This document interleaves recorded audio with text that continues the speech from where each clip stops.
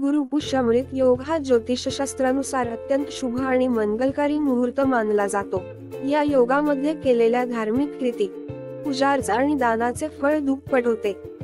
विशेषतः राशीनुसार योग्य दान केल्याने ग्रहांचे दोष कमी होतात, सकारात्मक ऊर्जा मिळते आणि मनोकामना लवकर पूर्ण होतात. प्रत्येक राशीसाठी वेगळे ग्रह आणि त्यानुसार विशेष उपाय आणि दानाचे महत्त्व असते.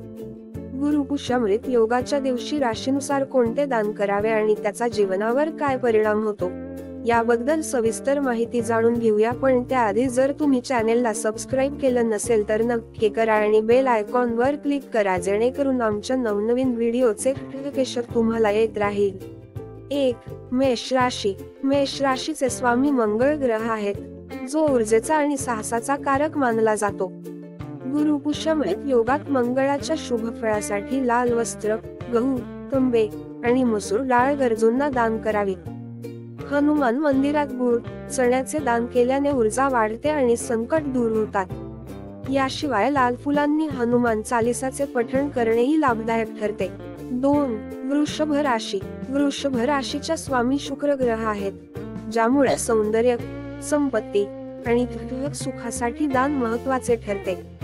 पांढऱ्या किंवा गुलाबी रंगाच्या वस्त्रांचे दान करणे, दूध, दही, साखर किंवा चांदीच्या वस्तू गरजूंना देणे शुक्र ग्रहाचे संतुलन सुधारते.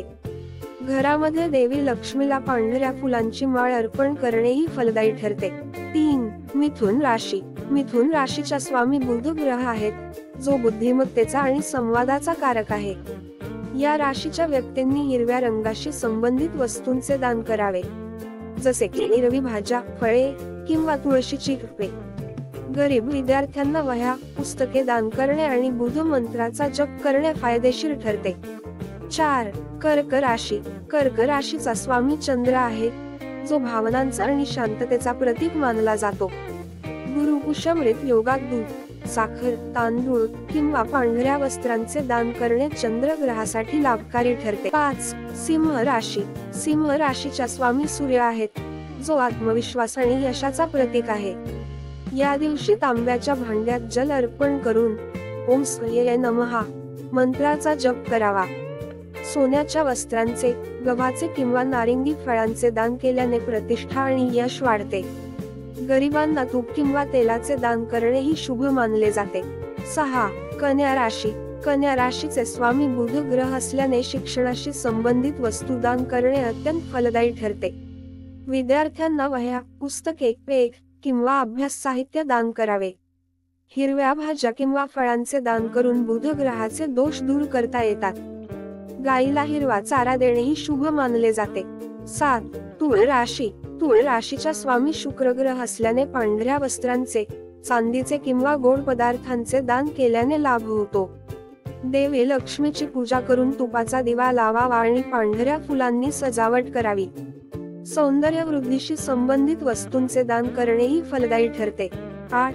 वृश्चिक राशी. वृश्चिक राशीच्या स्वामी मंगळ ग्रह असल्याने मसूर डाळ, लाल फळे किंवा लाल वस्त्र गरजूंना दान करावीत. हनुमान मंदिरात भेट देऊन गुळ, चण्याचे दान करणे मंगळासाठी शुभ ठरते. याशिवाय मारुती स्तोत्राचे पठण करून संकटे दूर होतात. 9.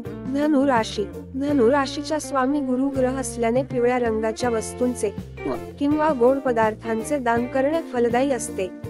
एखाद्या मंदिरात पिवळ्या फुलांची पूजा करावी आणि ओम बृहस्पते नमः मंत्राचा जप करावा. धार्मिक कार्यात सहभागी होणेही लाभदायक आहे. 10. मकर राशी. मकर राशीच्या स्वामी शनी ग्रह असल्याने लोखंड, काळे तीळ किंवा काळ्या वस्त्रांचे दान करावे. गरजूंना तेलाचे दान करणे आणि शनी मंदिरात दिवा लावणे शुभ मानले जाते. शनीच्या कृपेसाठी नंदीला गुळ, चण्याचा नैवेद्य अर्पण करावा. 11. कुंभ राशी. कुंभ राशीच्या स्वामी शनी ग्रह आहेत, त्यामुळे काळ्या उडीद डाळ, लोखंड किंवा चप्पल दान करणे फायदेशीर ठरते. पक्ष्यांना अन्नदान करणे किंवा तीळ दान करणे ही शुभ मानले जाते. मोठ्या प्रकल्पांसाठी किंवा परोपकारी कार्यांसाठी हा योग फलदायी आहे. 12. मीन राशी. मीन राशीच्या स्वामी गुरु ग्रह असल्याने पिवळ्या रंगाच्या वस्त्रांचे, तूप, गोड पदार्थांचे किंवा पिवळ्या फळांचे दान करावे. मंदिरात पिवळ्या फुलांनी पूजा करावी आणि ओम नमो भगवते वासुदेवाय मंत्राचा जप करावा। गुरुपुष्यामृत योगाचा लाभ। गुरुपुष्यामृत योगात केलेले दान आणि पूजा केवळ ग्रहांचे दोष दूर करत नाहीत, तर आयुष्यात सकारात्मक ऊर्जा आणि समृद्धी आणतात। राशीनुसार योग्य दान केल्याने मनोकामना पूर्ण होतात आणि जीवन अधिक मंगलमय बनते। या योगाचा लाभ घेण्यासाठी राशीनुसार दान करणे आणि योग्य मंत्रजप करणे अत्यंत महत्त्वाचे आहे। व्हिडिओ जर आवडला असेल तर लाईक नक्की करा आणि अशाच नवनवीन माहितीसाठी चॅनेलला आत्ताच सबस्क्राईब करा।